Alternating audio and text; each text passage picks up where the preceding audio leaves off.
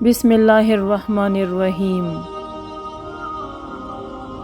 صحیح بخاری حدیث نمبر 438۔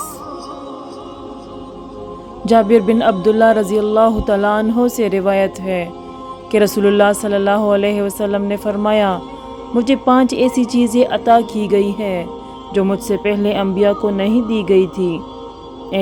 ایک مہینے کی راہ سے میرا روب ڈال کر میری مدد کی گئی۔ 2، میرے لیے تمام زمین میں نماز پڑھنے اور پاکی حاصل کرنے کی اجازت ہے، اس لیے میری امت کے جس آدمی کی نماز کا وقت جہاں بھی آ جائے اسے وہی نماز پڑھ لینی چاہیے۔ 3، میرے لیے مال غنیمت حلال کیا گیا۔ 4، پہلے انبیاء خاص اپنی قوموں کی ہدایت کے لیے بھیجے جاتے تھے، لیکن مجھے دنیا کے تمام انسانوں کی ہدایت کے لیے بھیجا گیا ہے۔ نمبر 5، مجھے شفاعت عطا کی گئی ہے۔